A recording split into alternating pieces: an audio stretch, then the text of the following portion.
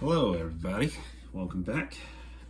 Today I'm just going to dig into a little bit of the cold hard truth about these PCC or pistol caliber carbine, PDW, personal defense weapons, or short barrel rifle, however you like to call it.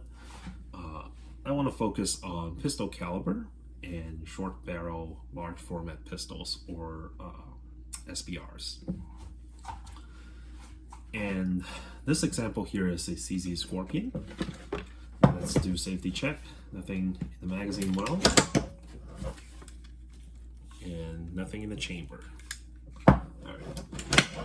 This is one of the most popular PDW, PCC, I think I would just call it PCCs at this point, in the United States. They are priced relatively reasonable. They're still very expensive. I'll touch on that point in a little bit. And they're expensive, and it's got quite a few cool factor to it, and definitely something that's gonna be on every shooter's mind to get one of these eventually. But aside from all the good stuff that we've heard about and reviews we've been seeing online, I'd like to add a little bit about my take and my opinions on the PCC. So, first point, capabilities. So these are meant for a purpose that's going to make these guns much more capable compared with a sidearm pistol. And I believe this is what they were designed for, and they were fitting for that role when they first came out. And they do that job really well. A lot of times they would be able to shoot much more accurately.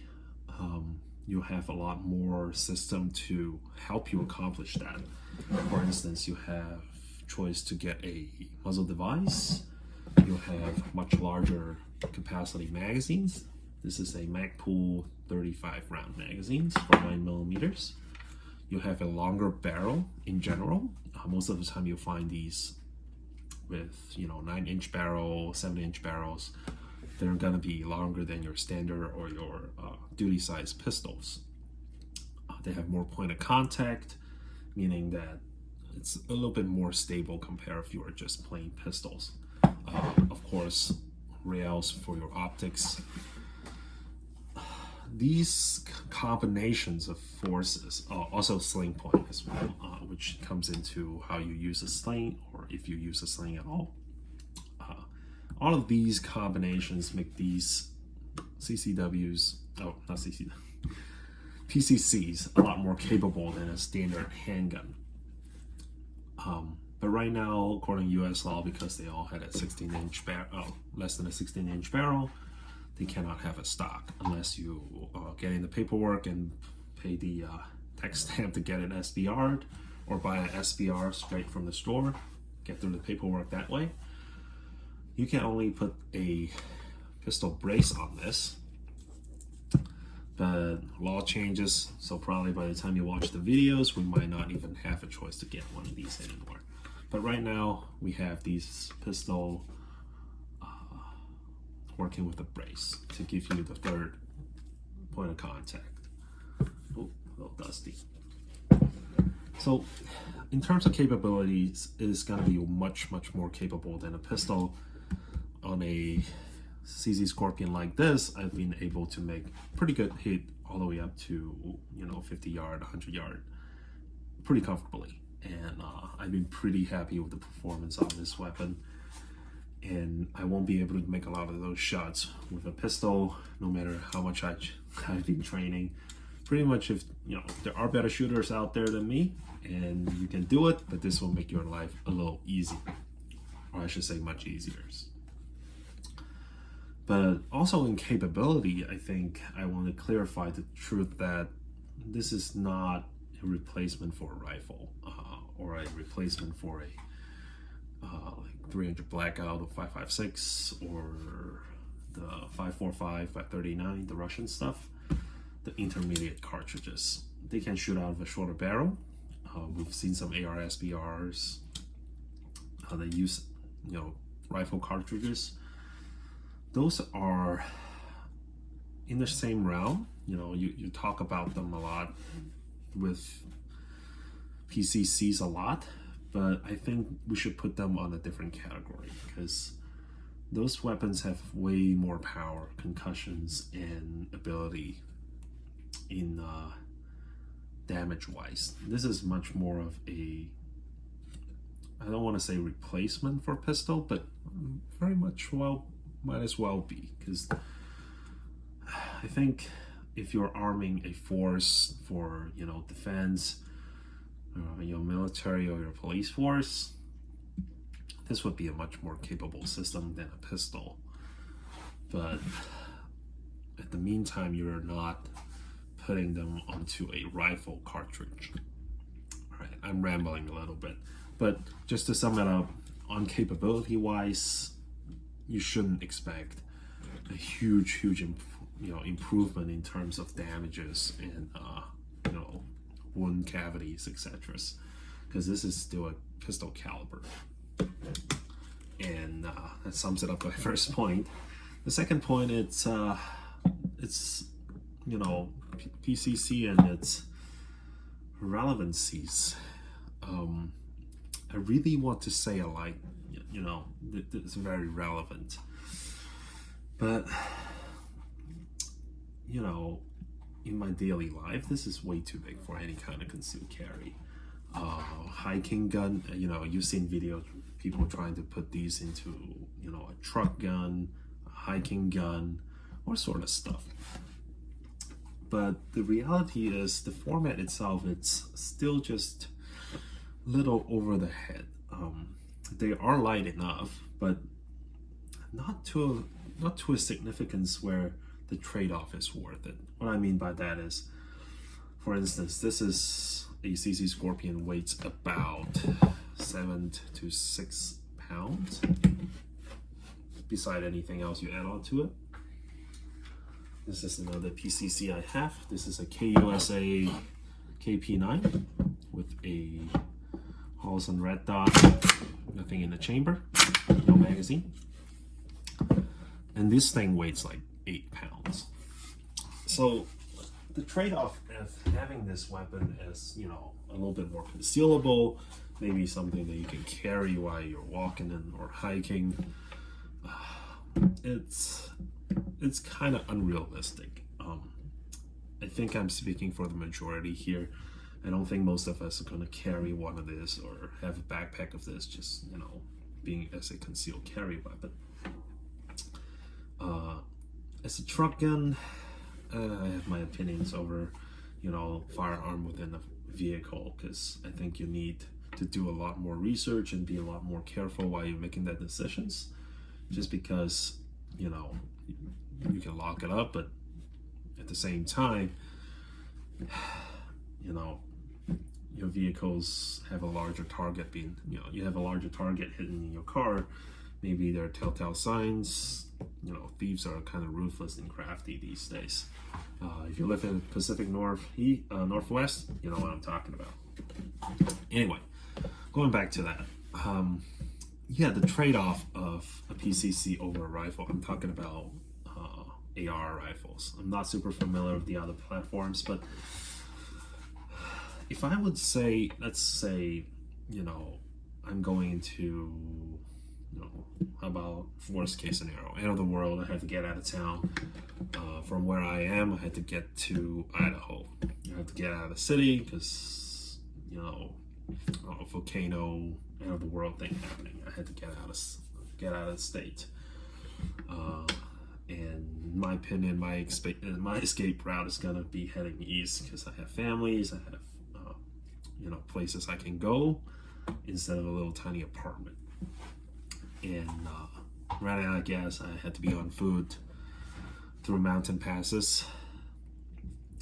I'd rather carry an AR-15 because while this is a little smaller, but it's not much lighter, and the capability trade-off compared with an AR-15 with an 16-inch barrel, it's quite significant. You can make much better shots with the rifle.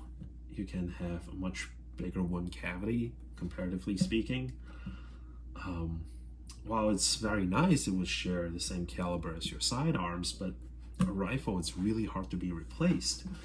So the role of this gun become a little less clear, I guess, in that aspect of things. Of course, I believe that there's plenty of place for this weapon, but if that's the excuse that you're trying to find a weapon for that purpose, the truth is this might not be the best choice, because the trade-off is quite significant, and you're not sacrificing a lot more to get a rifle in that sense of things.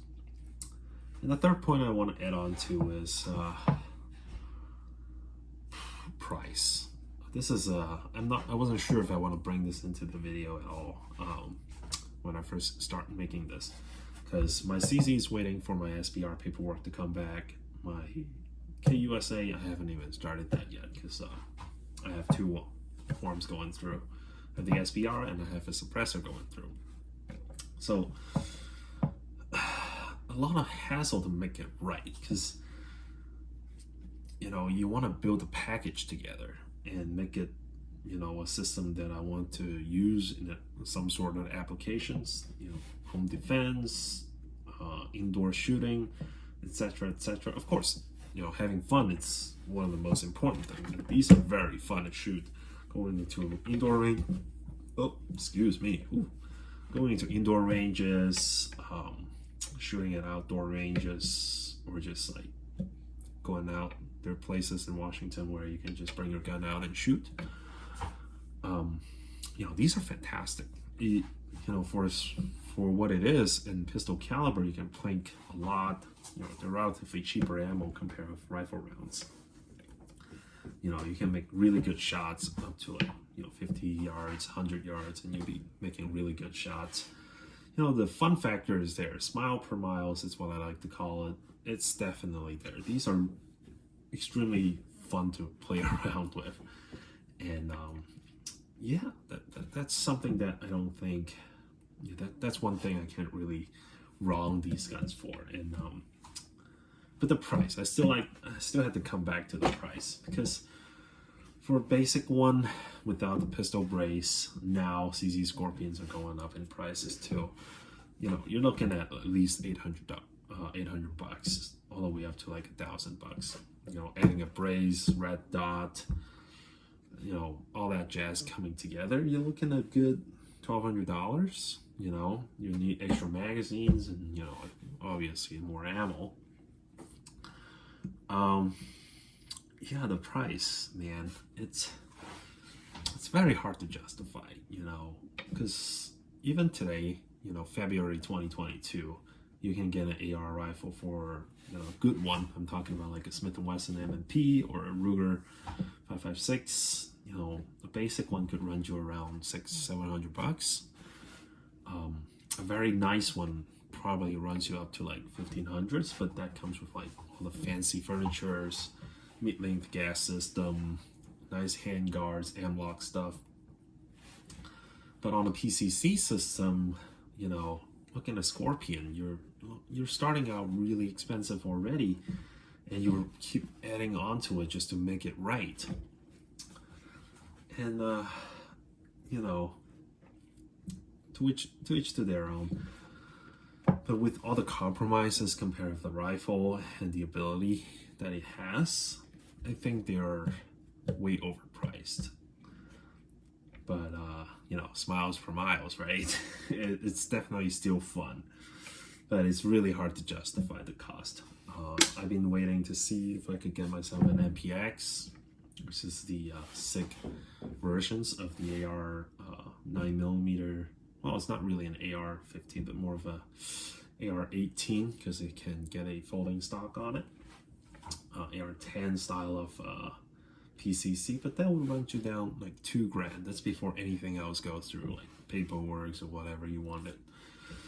And for that money, you can get a Daniel Defense level of AR-15s. But treat it as a plinking and fun gun, but realistic truth, cold hard truth is, if you have to get one, I'm trying to think, a long gun look for something in the realm of an AR-15s or something like that, because in this range right now, while there's a lot of options, I just don't think the price is right. I just think the price is just too ridiculous at this point. All right, let me show you the AP9 real quick. Speaking of my fourth point, which is going to be the factor of coolness and the factor of you know, ownerships, I would say it's cool, it's fun, and it's absolutely ridiculously fun. I'm lost of words right now because I really like these, and I really want to like more of them. I really want to try more of these, and you know, a little piece of me is like always want to get more because these are cool, especially when you get through SPR paperwork and put a suppressor on there with a small package, you know, dumping 30 rounds down the range. That's worth it. I think there's nothing you can replace with smiles, you know, smiles for miles. Yeah, I mean, let's summarize everything and share a little bit of my final thoughts on PCC. And sorry if I'm putting water on your quest into getting a PCC. The cold hard truth is, they're not worth the money. Their capability, it's kind of disappointing when you compare it with side by side on a rifle. And their realistic applications for us, it's relatively out of touch, I guess is the word I'm looking for. I really hate to say it because I really like these weapons. But you know, it's what it is. It's a PCC that kind of a cool factor, and it's really nice to have it, nice to shoot, but probably not what you need. But it's definitely something you want. All right, that's it for my video and my rambling. Let me know if you have something to add. Feel free to leave a comment, leave a like or a dislike, and make sure to subscribe. And I'll remind myself to remind you guys to have a good day. Peace out.